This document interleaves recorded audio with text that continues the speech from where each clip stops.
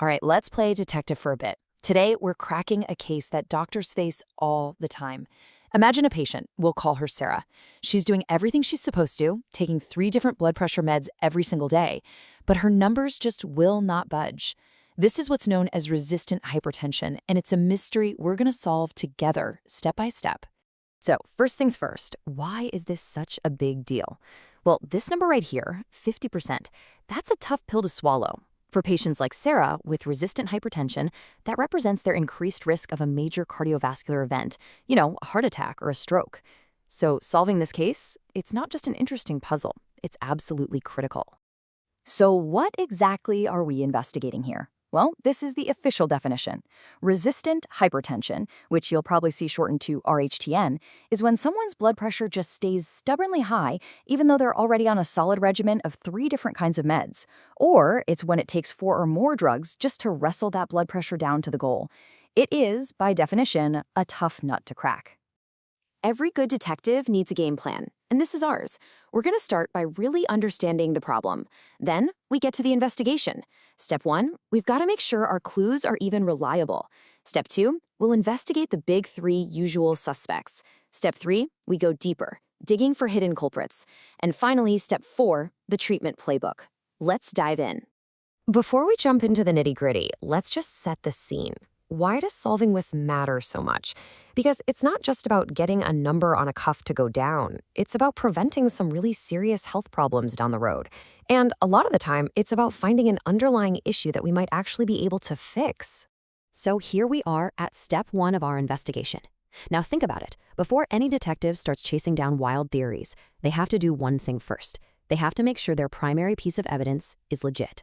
For us, that evidence is the blood pressure reading itself. So the question is, can we trust it? Which leads us to this really important question. When you're faced with a blood pressure that's sky high and just won't come down, what do you think is the very first thing a medical detective checks? You might be surprised by the answer. And here it is. It's not some rare disease or a fancy expensive test. It's all about the technique. Just look at how much these simple little mistakes can throw things off. A full bladder. Bam, plus 10 points. Putting the cuff over clothing, that could add anywhere from 5 to a staggering 50 points to the reading. Even just crossing your legs or talking during the measurement can totally inflate the number. So the first rule is, before you call it resistant, you have to be 100% sure the number is real. This is also why where you take the measurement matters so much. You've probably heard of the white coat effect, right? It's that thing where your blood pressure shoots up just because you're in a medical setting. An office reading is just one snapshot in time. That's why out-of-office measurements are so crucial. Having someone check their own blood pressure at home using the right technique gives a much, much truer picture of what's really going on. Okay, so we've confirmed our evidence. We have an accurately measured blood pressure that is, for sure, too high. So now the investigation moves to the next phase. It's time to bring in the big 3, the usual suspects for why that blood pressure just isn't getting under control. And here's our lineup. First, are there any interfering substances? Other things that might be sabotaging the treatment. Second, is the patient actually taking their medication like they're supposed to? This is a huge one. And third, what about lifestyle? Things like diet, exercise, salt. What role are they playing? Let's focus on that second suspect for a minute, medication adherence, because it's a really common hurdle. Let's say you have a patient who's great with their morning pills, but they often forget the evening dose. What do you think is the single most effective way to help them out? The answer is really just beautifully simple. It's not about nagging them to try harder. The best, most effective strategy is to just make the plan as easy as humanly possible to stick with. It's all about reducing the burden. And here's what that looks like in the real world. First, whenever you can, switch from pills that have to be taken twice a day to ones that are long-acting and only need to be taken once. Easy. Next, use combination pills. Where 2 or 3 medicines are packed into a single tablet. Fewer pills means it's just easier to remember.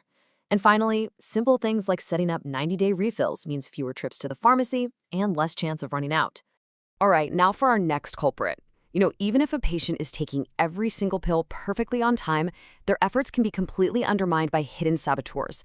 And a lot of these things are lurking right in our own medicine cabinets and kitchens. Just take a look at this list. Common painkillers like NSAIDs, Yep, they can raise blood pressure.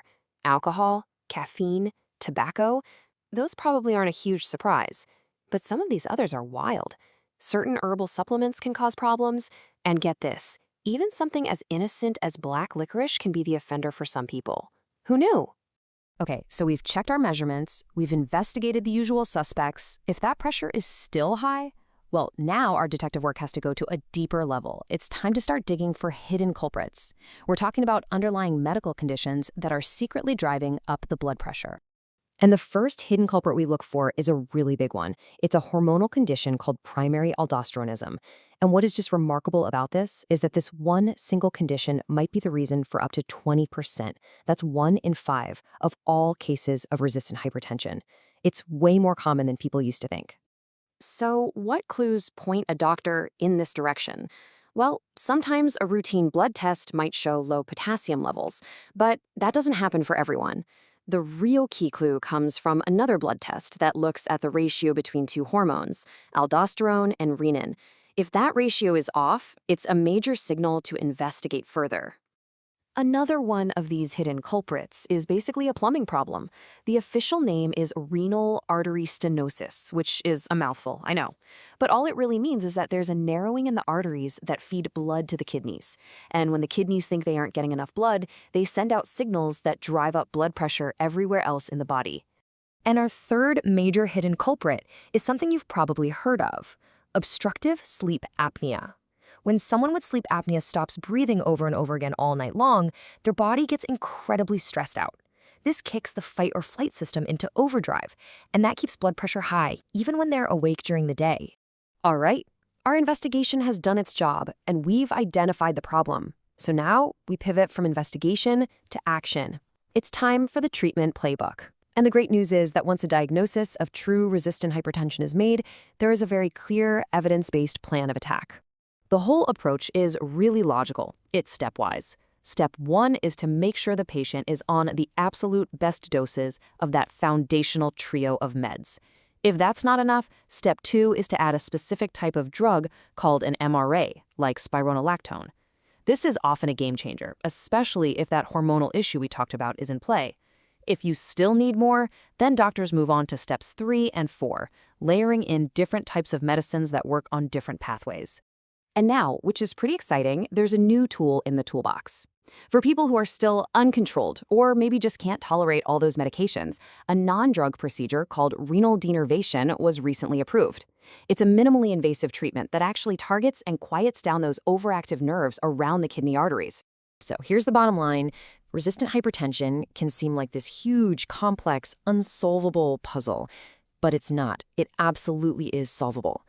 With a methodical, detective-style investigation, checking the evidence, ruling out the usual suspects, digging for hidden causes, and then following a clear plan, you can crack the case. And we'll end with a final thought that brings us right back to where we started.